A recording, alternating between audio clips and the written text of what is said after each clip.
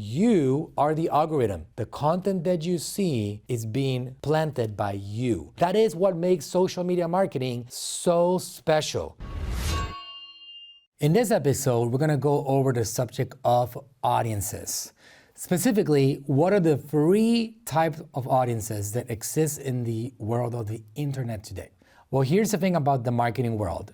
An audience is what allows for a company to generate business. Without an audience, you cannot get attention, and without attention, you cannot get revenue. These platforms have a lot of audiences, and these audiences could be enormously varied, which means that if you don't know how to communicate to the right audiences, then you're talking to no one. There's a saying that goes like this: if you're talking to everyone, you're talking to no one.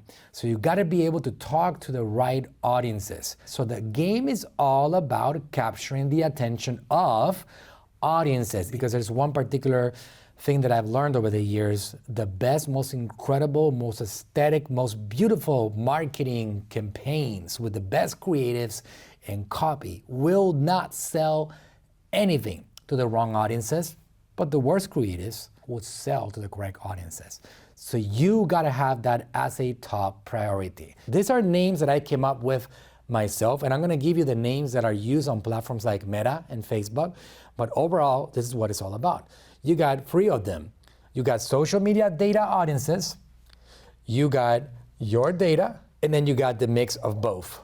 These are all different, unique, individual audiences. Let's break down each one very quickly. So if we focus on social media data, what does Facebook call this? They call it core audience. That is what they call it. Every single piece of information that they have is what they call the core audience on Facebook, meaning people that engage with Facebook pages, interactions, interests, participation on different types of content, engagement, and so on. All that data is there on the platform. And this is what makes platforms like Facebook, Instagram, YouTube, TikTok, LinkedIn, etc., Snapchat so valuable, because they have data that we don't have. And that data, we use it to try to find potentially new audiences to target with our products and services. Because that way, instead of doing shotgun marketing, trying to get people to buy your products and services, we're doing targeted marketing to people that have already shown through engagement, interaction, participation with the social media platform itself that they have an interest in that subject. The second type of audience is your data. If I'm the brand, it's my data. What does Facebook call it? What does Meta call it? They call it your custom audience.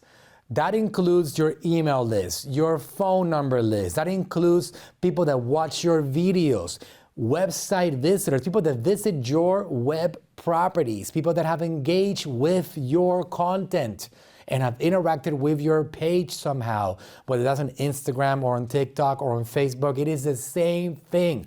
You have that data.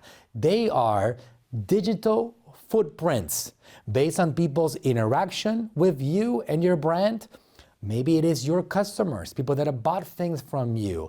How cool the fact that you can actually take your best customers, a list of, let's say, 1,000 people that have purchased $1,000 or more of your products, and say, Facebook, here are my customers, and you can send them a social media campaign and be like, I want to thank you for being one of my top customers in the year 2024.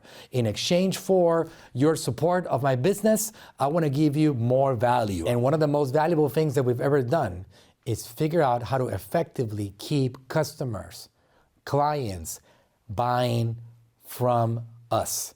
That's the most valuable thing. There is a process that is called hashing. You can actually take a list of your customers and you can upload it to Meta, and Meta will not really take that data themselves. They don't use it, they protect it.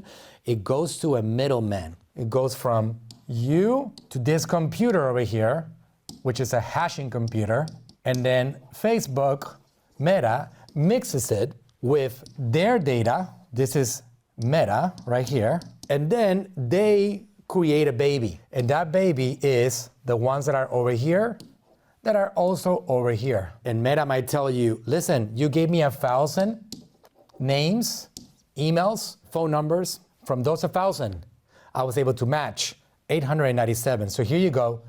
Here's a baby. A list with 897 people that are also active on my platforms, Facebook, Instagram, and so on. So I can now use that list and I can create an advertising campaign. And I can talk to them knowing exactly who they are, what they bought, why they're important to me, and what do I want to advertise and market to them. This is one of the secrets in the social media marketing game that most people don't even understand how to capitalize on. You can have many, many different categories in between those and know how to communicate to these people. For example, somebody that hasn't bought from you in the last 6 months, but they bought a lot from you before, you want to bring them back. And using something like this, you can bring them back with something called a win-back campaign. And then last but not least, the third audience is a mix of both. Meta calls this a lookalike audience. To be as simple as possible, a lookalike is self-explanatory. It looks alike. Alike to what? Well, here's what they do. They actually mix these two. And what you do is you say, Facebook, I'm going to give you my customer list. I want you to help me find with your data people that are similar to the ones that are my top customers. Could you help me do that, please? And because they need to make money, they're going to say, absolutely yes, I will help you do this. Here's a list of 1 million people that I found based on the similarities between the list of 1,000 people that you gave me and the list of billions of people that are active on my platforms. I found 1 million of them that are actually very similar, and they have 6, particularly 6 common traits. Demographics, income levels, which they have that data because they have IRS data, zip code demographics about most of the zip code in a particular area earns above a certain level. They have data about interests. What do they like, don't like, engage or not engage, or married or single, or kids, and so on. All that data is available to them. They mix it, and then they give you back a list of potentially millions of people that are the most similar in several ways to your best customers. Why is this important for them to be legit and real? Well, because they are in the business of doing what? Of making money. Facebook needs to make money with the advertisers. That's what they depend on. So when they mix that data, the social media data that they have, combined with your data and your customers, they spit out a new baby. And that's called a look-alike audience. As you might have known, there's basically either cold audiences or warm audiences.